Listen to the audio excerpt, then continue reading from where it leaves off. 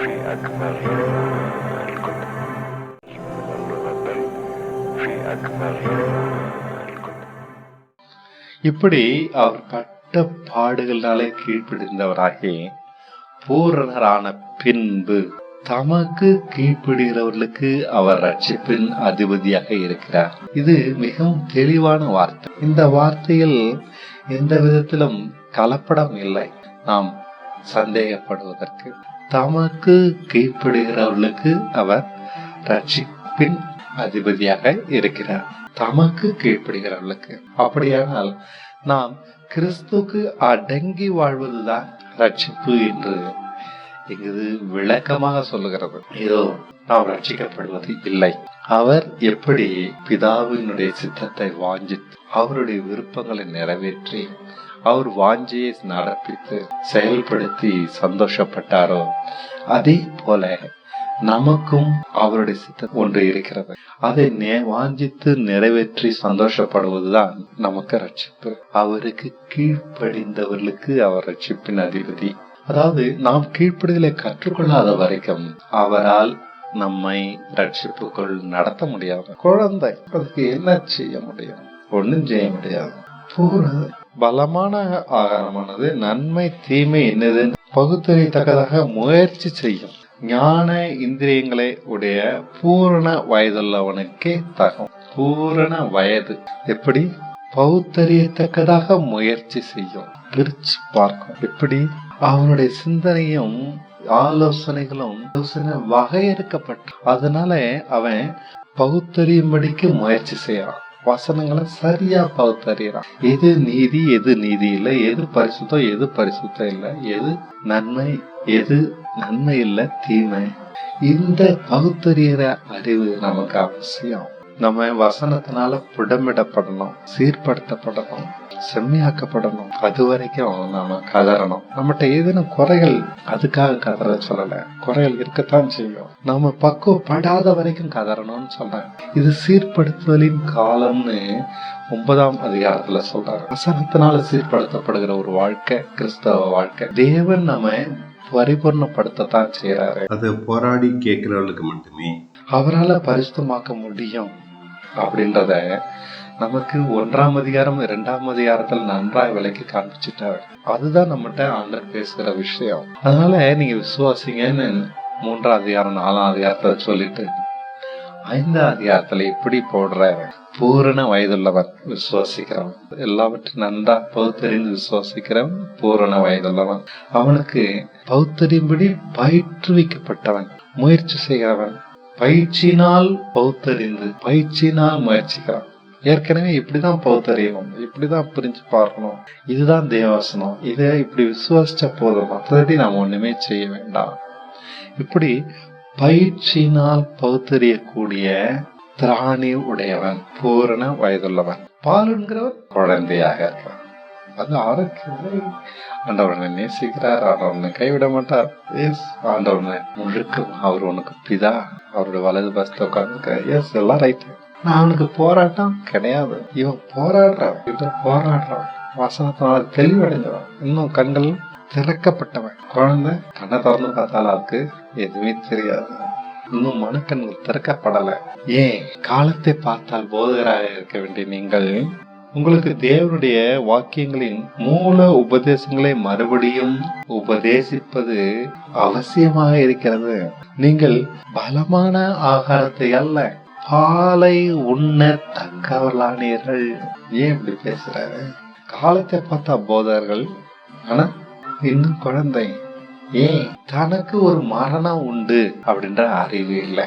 தாம் அந்த மரணத்திலிருந்து தப்பணும் என்ற அறிவு இல்லை. சபைக்கு போனா பாஸ்டர் வாராவா ஒண்ணு ஜெபம் பண்ணா போதும், பள்ளம் போயிடலாம் அப்படிலாம் வசனம் சொல்லல, கிடையவே கிடையாது. அப்படி நம்மனா அவன மாதிரி சிறந்த முட்டாள், கடைந்தெடுத்த முட்டாள் கிடையாது. இயேசு கிறிஸ்துவும் தன்னுடைய காலத்துல அவருக்கு சபைகள் இருந்த, அவர் காலத்துல ஜெபங்கள் இருந்தன. ஆனா மரணத்திலிருந்து தப்பு வைக்க வேண்டுமே, அதனால தனக்கு முன்னாடி இருந்த மரணத்தை அவர் பார்த்தாரு. தான் பழுதில்லாதவனா, மாசு இல்லாதவனா, பரிசுத்தனா, குற்றமற்றவனா, பாவிகளுக்கு விலகினவனா இருக்கணுமே. தேவனுக்கு முன்னாடி அப்படின்றத பார்த்தாரு. அந்த தரிசனம் தான் அவரை அழ வச்சது. அந்த ஏக்கம் தான் அவரை நொறுங்க வச்சது, கதற வச்சது. அவரு சாதாரணமான ஆலோசனைகளை ஏற்றுக்கொள்ள முடியல. அவைகள் அவருக்கு பிரயோஜனமாக இல்லை. அந்த காலத்து வேதபாரர்களும் பரிசேலும் கொடுத்த ஆலோசனைகளும் போதைகளும் அவரை திருப்திப்படுத்த முடியல. திருப்திப்படுத்தி இருக்குமானா அவர் கதிர் இருக்க மாட்டாரு, அழுதிருக்க மாட்டாரு, கூக்குரல் மாட்டாரு. தெரியல, பரிசுத்தமா நடக்க தெரியல, நீதியா நடக்க முடியல, என்னை காப்பாத்தி கொள்ள என்னால முடியல சொல்லி கொடுக்க. இப்படித்தான் நாம கதறணும், சீர்படணும். வசனம் தான் நம்மளை உயிர்ப்பிக்கும், வசனம் தான் நம்மளை மாற்றும், வசனம் தான் நம்மளை சீர்படுத்தும். இதைத்தான் 5ஆம் அதிகாரம் சொல்லுது. நம்ம மனசாட்சியின்படி வாழக்கூடாது. இதுதான் அவர் கதறதுல இருந்து நமக்கு பார்க்கலாம். மனசாட்சியின்படி வாழ்ந்துட்டு இருந்தாங்க பரிசேயர்களும் வேதபாரர்களும் அவருடைய காலத்துல. அவர் மாம்சத்தில் இருந்த காலத்தில் ஒரு மதம் இருந்தது. அவர்கள் மெய்யான தேவனை ஆராதிச்சாங்க. போதனை இருந்தது, தேவன் கொடுத்த கட்டளைகள் இருந்தது. அது ஒரு மனுஷனையும் சீர்படுத்தல, அது பயனற்றது. இதெல்லாம் அன்னைக்கு சொன்னா உதைச்சிருவான். இன்னைக்கும் நம்ம மனசாட்சியின்படிதான் வாழ்ந்துகிட்டு இருக்கோம். நம்ம நியாயப்பிரமாணத்தை எடுத்து போட்டோம். ஆனா போய் சொல்லக்கூடாது, திருடக்கூடாது, அது செய்யக்கூடாது, இது செய்யக்கூடாது, இந்த கட்டுப்பாட்டினாலதான் வாழ்ந்துகிட்டு இருக்கோம். அதாவது மனசாட்சியின்படி. இதுதான் பயபக்தி நம்ம நினைக்கிறோம். இது இல்ல பயபக்தி. இப்படிப்பட்ட பயபக்தியை இயேசு கிறிஸ்துவ பார்க்க முடியாது. இது நீதியின் வசனத்துல பழக்கு வைக்கிற பயபக்தி. அவரு கொடுக்கிற ஒவ்வொரு வார்த்தையும் பயத்தோட பற்றிக்கிட்டு அதை விட்டு விலகாம இருக்கிறது, காத்து கட்டுறது, அதனாலே பிழைக்கிறது. அது என்ன சொல்லுதோ அதன்படி வாழ்ந்து பாக்குறது, விசுவாசிக்கிறது, அதை நம்பி நடக்கிறது. இதுதாங்க பயபக்தி. இப்படி நாம நடந்தோமானா நம்முடைய ஜபமும் கேட்கப்படும். நான் அழுது ஜெபிக்கணும்ன்றதுக்காக உங்களை கண்ணீர் விடணும் நான் சொல்லல. இங்க சொல்ல வர்றதுடைய கருத்து என்னன்னா பயபக்தி தான்.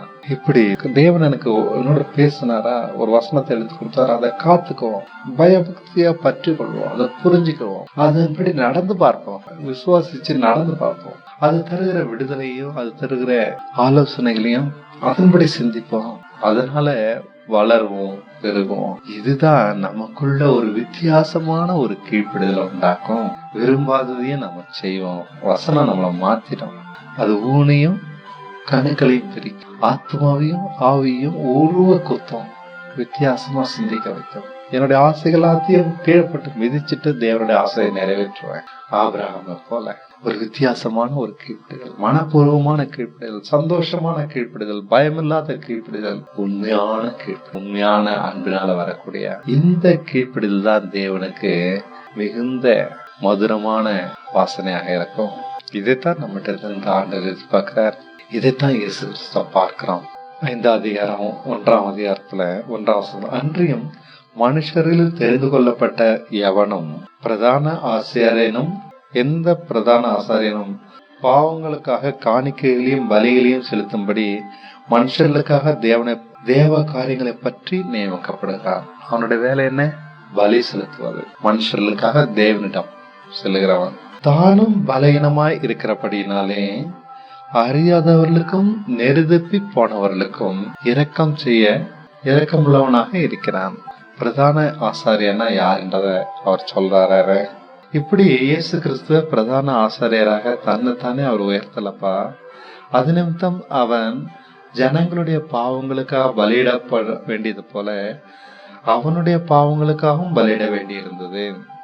மேலும் ஆரோனை போல தேவனால் அழைக்கப்பட்டால் ஒழிய ஒருவனும் இந்த கனமான ஊழியத்துக்கு தானாக ஏற்படுகிறது இல்லை.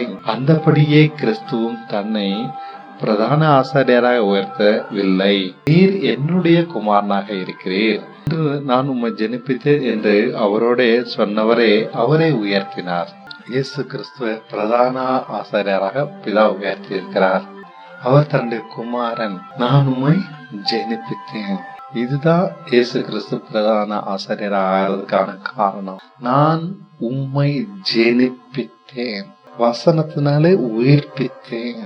வசனத்தினால பிறக்கிற ஒரு வாழ்க்கை இருக்க, அதை நீங்க சர்வ சாதாரணமா நினைச்சிடாதீங்க. இது மகா மகா உயர்வான ஒரு வாழ்க்கை. வசனம் நம்மளை பக்குவப்படுத்துது, சீர்படுத்துது. அது தேவனுடைய உன்னதமான ஸ்தானத்துக்கு நம்ம உயர்த்தெடுத்து அவரை மாதிரி பூர்ணப்படுத்துது. அது பெருசு, அது சர்வசாதாரணம் நினைச்சிடாதீங்க. இதனால்தான் இயேசு கிறிஸ்துவும் இந்த ஒரு விதத்துலதான் பக்குவப்படுத்தப்பட்டாரு. நீர் என்னுடைய குமாரன். எதனால அந்த வார்த்தையை பிதா சொல்லுகிறாரு? தகப்பன் இல்லாம ஒரு பெண்ணிடத்தில் அவர் பிறந்ததுனாலயா? இல்ல, நான் உம்மை ஜெனிப்பித்தேன். begotten you. வசனத்தினாலதான் உயிர்ப்பிக்கப்பட்டவர். begotten son. ஜெனிப்பிக்கப்பட்ட குமாரன், உற்பத்தி பண்ணப்பட்ட குமாரன் அல்ல, ஜெனிப்பிக்கப்பட்டவர். ஜீவனை தருப்பித்தவர், ஜீவனை அடைந்தவர், வசனத்தினால வரக்கூடிய ஜீவனை அடைந்தவர், ஜெனிப்பிக்கப்பட்டவர். நாம யாரு? வசனத்தினால ஜெனிப்பிக்கப்படணும். வசனம் நம்மளை புடமிடணும், சீர்படுத்தணும், நம்முடைய நினைவுகளாத்தையும் ஒட்டிச்சு போடணும், நம்முடைய பக்தி எல்லாத்தையும் தாறுமாற. அதனால ஒன்றும் பிரயோஜனம் கிடையாது. தூக்கி போடு. உன்னுடைய காணிக்கையாகட்டும், உன்னுடைய ஜபமாகட்டும், உபவாசமாகட்டும், உன்னுடைய எல்லா வேஷங்களும், பக்தி வேஷங்களும் ஒட்டித்து போடணும். தான் தேவன் இன்றைக்கு சபைகள் மத்தியில செய்யற முதல் வேலை, பக்திகளை ஒட்டித்து போடுறாங்க. நாம ஜெனிப்பிக்கப்படணும் வசனத்தினால. அப்பதான் நாம அவருடைய குமாரன். ஜெனிப்பிக்கப்படாதவன் அவருடைய குமாரன் இல்லை, ஆக முடியாது. அவருடைய ஆவி ஆத்மா ஒன்றா இருக்கும், கணக்கெல்லாம் ஒன்றா இருக்கும். அவருடைய யோசனைகளும் நினைவுகளும் வகையிருக்கப்படாத ஒன்றாக இருக்கும், சீர்படுத்தப்படாத ஒன்றாக இருக்கும். ஜெனிப்பிக்கப்படாத மனுஷிகமானவன், ஜென்ம சுவாபத்தை உடையவன். ஜெனிப்பிக்கப்பட்டவன்ட்ட தேவ சுவாபம் இருக்கும். தேவனை முதலாவது நேசிப்பான், மனுஷர்ல இரண்டாவது நேசிப்பான், தன்னை கடைசியா நேசிப்பான், மற்றவங்களுக்காக தன்னை இழப்பான். இதான் ஜெனிப்பிக்கப்பட்டவன். அப்படியே வேறொரு இடத்திலும் நீர் மெல்கிசேதேக்கின் முறைமையின்படி என்றென்றைக்கும் ஆசாரியராக இருக்கிறீர் என்று சொல்லியிருக்கிறார். இன்னொரு வார்த்தை வாக்குத்தத்தம், ஆணையின்படி இயேசு கிறிஸ்து ஆசாரியராக இருக்கிறார். இந்த வார்த்தை கொடுக்கிற ஆணையின்படி எதுக்கு இயேசு கிறிஸ்துவ பிரதான ஆசாரியராக இங்கு வர்ணிக்கிறார்? நாம இதுவரைக்கும் என்ன பேசிட்டு வந்திருக்கோம் அதை கவனிக்கணும். விசுவாசத்தை காத்துக்கோங்க, இளைப்பாறல் நிலைச்சிருங்க. அவிசுவாசம் இருக்குமானா தேவனை விட்டு விலகுக்கு இதுவான பொல்லாத இருதையாவது கடினப்படுத்திடும். விசுவாசத்தினாலதான்பா நம்ம படிக்கிறோம். விசுவாசம் தான்பா எல்லாத்துக்கும் அடிப்படை. இந்த பிரதான ஆசாரியரும் இந்த விசுவாசத்தினாலதான் நமக்கு முன்னோடியா பரலோகத்துக்குள் நுழைந்திருக்கிறாரே. அவரு பாவங்களுக்காக காணிக்கைகளையும் பலிகளையும் செலுத்தும்படிக்கல்ல, தன்னையே பலியாக கொடுத்தாரே. அவர் ஜெனிப்பிக்கப்பட்டவரு. விசுவாசிக்கிறேன்னு நம்ம சொல்லுவோம்னா நம்ம ஜெனிப்பிக்கப்பட்டவங்களா இருக்கணும். நம்மளோட சிந்தனைகளும் யோசனைகளும் வகையறுக்கப்பட்டு தேவனை மட்டும் நேசிக்கிறவங்களா, நம்ம நேசிக்காதவங்களா, நம்ம உடைமைகளையோ நம்முடைய பொருள்களையோ நம்முடைய வாழ்க்கையோ எல்லாவற்றையும் காட்டிலும் தேவனை முதல் வைக்கிறவங்களா, அந்த வசனம் நம்ம மாற்றணும். இப்படித்தான் இயேசு கிறிஸ்துவும் விசுவாசிச்சார். அவர்கிட்ட உண்டான விசுவாசத்தினுடைய பலன், விசுவாசிக்கும் போது நாம ஜெனிப்பிக்கப்பட்டுக்கிறோம். விசுவாசன்றத சாதாரணமா நினைச்சிடாதுங்க. அது சர்வ சாதாரணமா பழகின வார்த்தையா போயிடுச்சு. அதனுடைய பலன், அதனுடைய பராக்கிரமம் இன்றைக்கு அறியப்படாத ஒன்றாக இருக்குது. முழுக்க நம்மள தேவனுடைய சர்வ மகிமையும் உடையவங்களா ஜெனிப்பிக்குது. இயேசு கிறிஸ்துவ இப்படி ஜெனிப்பிக்கப்பட்டு இன்று பிரதான ஆசாரி என்ற ஸ்தானத்துல இருக்கிறாரு. இதுதான் இங்க வலியுறுத்துது. அதனாலதான் நமக்குள் இளைப்பாறுதல் உண்டாயிருக்கிறோம். ஜெனிப்பிக்கப்பட்ட ஒரு மனுஷன்தான் தேவனுடைய இளைப்பாறுதல் உண்டாகும். மற்றவன்கிட்ட எல்லாரிடத்திலும் அது இருக்க முடியாது. அவர் மாம்சத்தில் இருந்த நாட்களில் தம்மை மரணத்திலிருந்து ரட்சிக்க வல்லமையுள்ளவரை நோக்கி பலத்த சத்தத்தோடும் கண்ணீரோடும் விண்ணப்பம் பண்ணி வேண்டுதல் செய்து தனக்கு உண்டான பயபக்தி நிமித்தம் கேட்கப்பட்டு அவர் குமாரனாக இருந்தும் பட்ட பாடுகளினாலே கீழ்ப்படுதலை கற்றுக்கொண்டு தாம் பூரணரான பின்பு தமக்கு கீழ்ப்படுகிற யாவருக்கும் ரட்சிப்பிற்கு காரணரானார்.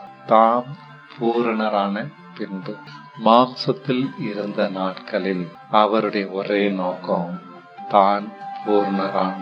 அதாவது வசனம் என்ன முழுக்க ஜெனிப்பிக்கலாம், என்ன சீர்படுத்தட்டும். அவர் கொடுக்கிற அவர் சத்தத்துக்கு நான் செவி கொடுப்பேன். நாம செவி கொடுப்போமானா தேவன் நம்மோடு பேசுவார், வசனங்களை எடுத்து தருவாரு, அவர் உறுதியா ஆலோசனைகளை தருவாரு, நம்மளை ஜெனிப்பிக்க கூடிய வார்த்தைகளை தந்துகிட்டே இருப்பார். நாம அவைகளை பற்றி விசுவாசிச்சு கொண்டே இருக்க நம்முடைய வாழ்க்கை கிறிஸ்துவ மாதிரி பூர்ணமாக மாறும். வசனத்தினால்தான் நாம மாறுகிறோம். அதனால்தான் அந்த வார்த்தையை கொடுத்து, தேவனுடைய வார்த்தையை ஜீவன் உள்ளது, இருபுறமும் கருக்குள்ளது என்று சொல்லப்பட்டிருக்கு. அதுல இருந்து ஜீவன் இருக்கு, அது ஜெனிப்பிக்குது. தேவ ஜீவனை நமக்கு தருகிறது. அதை மட்டும் நம்ம புசிக்கணும். புசிக்கத்தான் நம்முடைய ஜீவன் மாறும். தேவன் அவனோட பேசட்டும், அவர் பேசுறதுக்கு இடம் கொடுங்க. முக்கியமா சபைகள்ல தேவன் பேசல, அதான் எனக்கு தைரியமா சொல்லுவேன். யாரு என் மேல கோவப்பட்டாலும் மன்னிச்சுக்கோங்க, அதான் உண்மை. மனம் போல பேச மாட்டாரு. அவர் சொல்லுகிற ஆலோசனை எல்லாம் வித்தியாசமாக இருக்கும், ஆழமா இருக்கும். அவைகள் சாதாரணமான வசனங்களால நம்மளை உயிர்ப்பிச்சுட்டு நம்மளை பக்குவப்படுத்துவார் பாருங்க. அத மாதிரி ஒன்று கிடையாது. அதுக்கு இணை இந்த உலகத்துல எதுவுமே இல்லை. வசனம் நமக்குள்ள உண்டாக்குற தூய சிந்தனையும் செம்மையான இருதயமும் சீர்படுத்தப்பட்ட மனமும் அதற்கு ஒப்பானது எதுவுமே இல்லை. நாம முதலாவது பூரணமாகணும். நாம மத்தவ எப்படி வேணா இருக்கட்டும், மத்தவனை ரட்சிக்கணும்னு ஓடாதீங்க, கோச்சிக்காதீங்க. இயேசு கிறிஸ்து அப்படிதான் வாழ்ந்தாரு. தாம் பூரணரான பின்பு நாம பூரணமாகாம மற்றவனை பூர்ணப்படுத்த முடியாது. நாம பூர்ணமானோமானா இந்த முழு உலகமும் பூர்ணமாகறதுக்கு வாய்ப்புண்டு. அப்படி நாம பூர்ணமாகாம மற்றவங்களை ரட்சிக்கிறன்னு ஓட பண்றது, கொடுக்கிற ஆலோசனைகள் எங்கிருந்து வருது? வஞ்சிக்கிறவன்ட்டு வருது. நாம நம்முடைய பகுதியில செய்ய வேண்டியதை செய்யாததுனாலதான் இன்றைய சபைகள் சீர்கெட்டு கிடக்கு. உலகத்தை ரட்சிக்கணும் அப்படின்னு நாம் பண்ற முயற்சிகள் எல்லாமே ஒருவனை தன்னுடைய மதஸ்தனாக்கும்படிக்கு கடல் கடந்து பிரயாசப்படுவார்கள்னு இயேசு கிறிஸ்து சொன்னாரே, அதுதான். மதஸ்தனாகத்தான் நம்மளால மத்தவனை மாற்ற முடியும், கிறிஸ்துவ மாதிரி பூர்ணமாக மாற்ற முடியாது. இன்றைய கிறிஸ்தவனுக்கு நாம பூர்ணமாக முடியுன்ற நம்பிக்கையே கிடையாது, இல்லாம போயிடுச்சு. இதுதான் உண்மை. இன்றைய எந்த சபையிலையுமே அது அலட்சியம் பண்ணப்பட்ட ஒரு விஷயம், அவதூறாக பார்க்கப்பட்ட ஒரு விஷயம், கேலி கூத்தான ஒரு விஷயம். ஏன்னா எல்லோருமே பலையினர்ல தான் இருக்கிறாங்க. ஏன்னா தேவ வசனத்தினால ஜெனிப்பிக்கப்பட்டவங்க மிக மிக குறைவு. இப்படிப்பட்டவங்கதான் இன்றைக்கு சபையில சாட்சியாக இருக்கணும். நாம பூர்ணப்படாத வரைக்கும் தேவன் இந்த உலகத்தை பூர்ணப்படுத்த மாட்டார். இதையே நீங்க அறியணும். ஆணித்தரமாக தெளிவாக மற்றவங்களை ரட்சிக்கணும் ஓடுற ஒவ்வொருத்தனும் அறியணும். இயேசு கிறிஸ்துனுடைய வழி அதல்ல. அது யார் சொல்லட்டும், எப்படிப்பட்டவன் அரை கூவல் விடட்டும், தேவையில்லை, செவி கொடுக்காதீங்க. பூரணரான பின்பு தமக்கு கீழ்ப்படுகிறவர்களுக்கு ரட்சிப்புக்கு காரணரானார். அவராயிட்டார். இன்னைக்கு அவர் காலத்துல அது நடந்தது.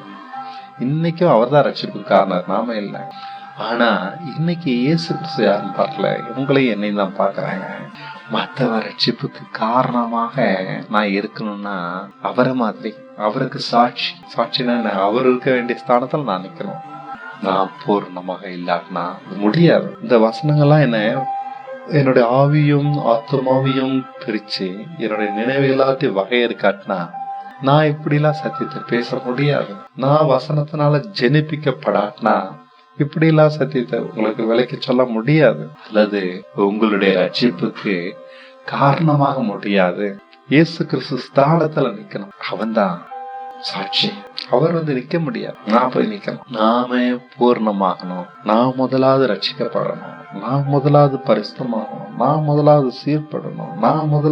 நான் ஒருத்தன் தாங்க பாவி, நான் தாங்க பிரதான பாவி. மத்தவன் எப்படி வேணா இறந்து போட்டோம், அது எனக்கு அவசியம் இல்லை, அது எனக்கு முக்கியமும் இல்லை, தேவையும் இல்லை.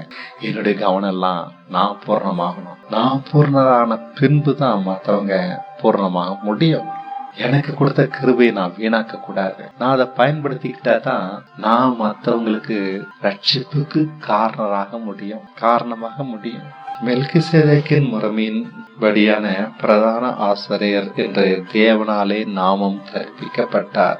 இது ஒரு பெரிய நாமம் தான், தேவனே கொடுக்கிற நாமம். இப்படி தேவன் இயேசு கிறிஸ்துவ இன்னைக்கு உயர்த்தி இருக்கிறாரு. அவருக்கு இந்த ஒரு நாமத்தை கொடுத்திருக்கிறாருன்னா காரணம் என்ன? அவர் பூர்ணமாக மாறினாரு, கீழ்ப்படிதல கத்துக்கிட்டாரு.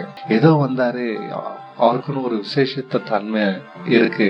ஒரு கண்ணியின் வயிற்றுல பிறந்தாரு, அதனால அவர் பூர்ணமானவர் அப்படிலாம் கிடையவே கிடையாது. அவர் பிறப்பின்படி பூர்ணமானவர் அல்ல.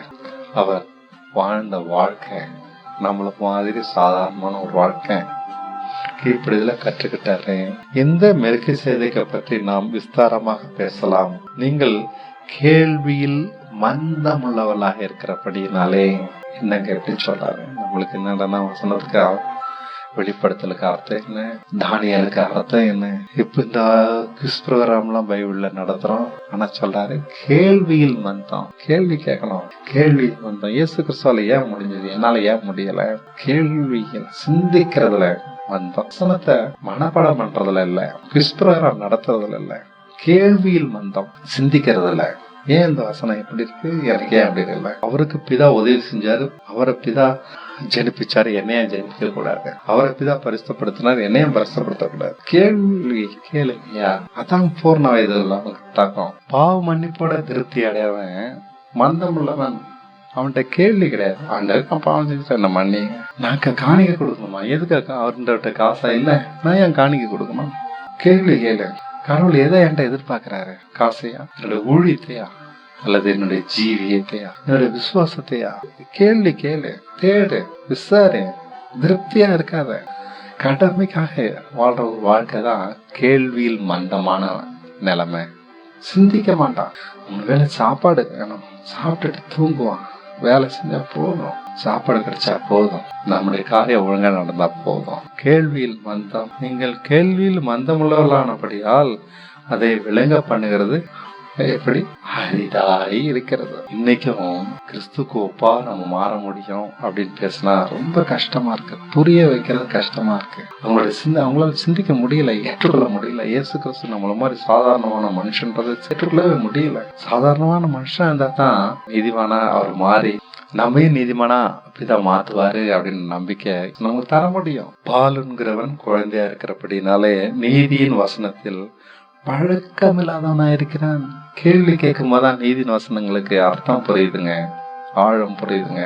அதனுடைய ஆழங்கள், அதிசயமான விவரங்கள் நம்மளுக்கு விளங்குது. பலமான ஆகாரமானது நன்மை தீமை இன்னதென்று பகுத்தறியத்தக்கதாக பயிற்சியினாலே பகுத்தறிந்து முயற்சி செய்யும் ஞான இந்திரியம் உடையவர்களுக்கு, பூரண வயதுள்ளவர்களுக்கே தகும். இவ்வளவு அழகாக நாம எல்லாருமே தேவவசனத்தினால பிறந்தோம்னா பூர்ணமாகலாம். في أكبر الكتب في أكبر